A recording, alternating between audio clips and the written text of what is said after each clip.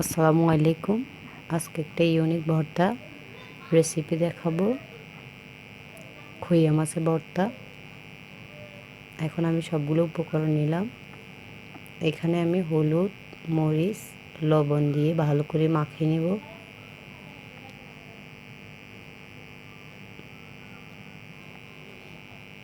এখন হাত দিয়ে ভালো করে ডলে মাছের গায়ে মরিচটা, লবণটা যেন ভালো করে লাগে, সবগুলো আমি হাতে মাখিয়ে নিলাম। পেঁয়াজে একটু মরিচটা মাখিয়ে নেব।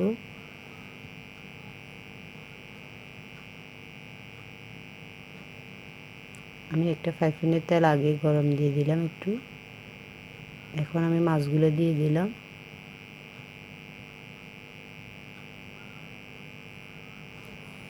পেঁয়াজ, রসুন আর মরিচ আমি সবগুলো একসাথে মাছের সাথে দিয়ে দিব।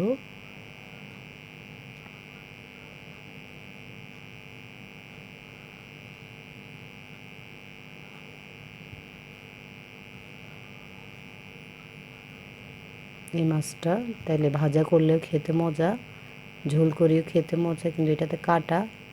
ভর্তাটাই ভালো, সেজন্য আমি ভর্তাটা রেসিপি দেখাবো।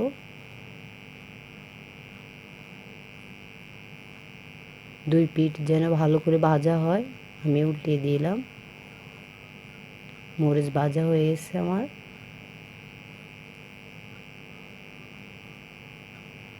চাইলে এখানে কাঁচামরিচও দেওয়া যায়, আমি কাঁচামরিচ দিই নাই, আপনারা চাইলে কাঁচামরিচটাও দিতে পারেন।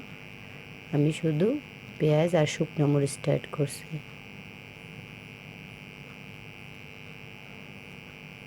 এখন আমি এগুলা ভাজা হয়ে আসছে নিয়ে নেব।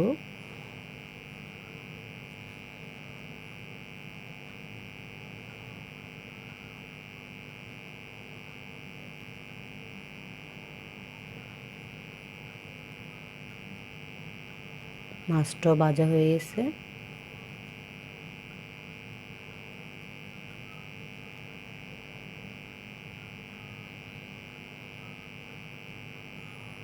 এখন সবগুলো আমি নিয়ে নেব।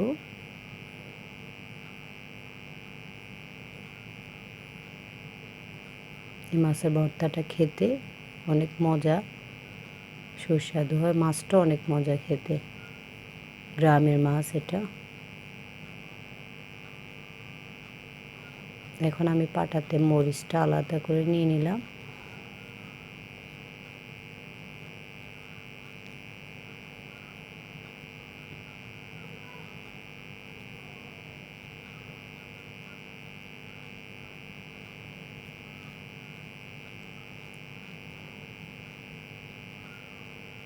একটু লবণ দিয়ে আমি মরিচটা বেটে নেব।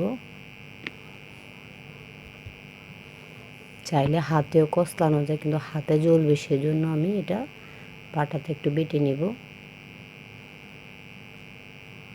এভাবে করে বাটলে আর হাত জ্বলে না বেশি একটা।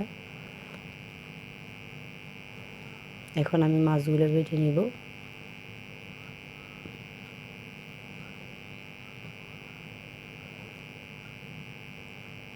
কাঁটাটা যেটা বড় ওটা পালাই দিই। ভালো করে এটাকে বেটে নিতে হবে, না হলে কাঁটাটা ফিনিশিং হবে না। আমি দুইবার এটাকে বেটে নিচ্ছি, যেন কাঁটাটা যেন মুখে না লাগে। এখন আমি বাটা হয়ে গেছে, সবগুলো আমি একসাথে মিক্স করে নেব, পেঁয়াজের সাথে মাখাবো। পেঁয়াজ আর রসুন হাতে কষলিয়ে, ধনিয়া পাতা, এটা হলো বিলাতি ধনিয়া, আপনারা চাইলে দেশি ধনিয়া পাতাটাও দিতে পারেন। আমি এটা ছাদে ছিল, ওটা এনে দিছি, বাসায় ওটা ছিল না। এখন হাত দিয়ে ভালো করে কষলিয়ে মাখিয়ে নেব।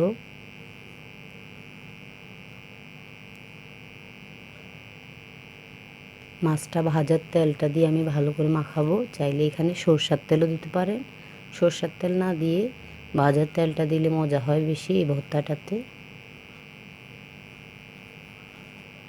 এখন আমি মাছগুলো, পাটাগুলো এগুলোর সাথে মিক্স করে নিয়ে নিলাম।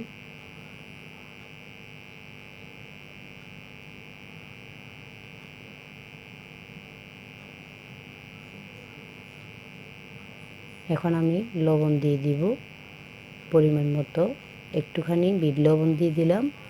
খাওয়ার স্বাদটা যেন বাড়ে। সবগুলো উপকরণ এখন আমি মিক্স করে নিব। আর একটু তেল দিয়ে দিলাম। আজকে পর্যন্ত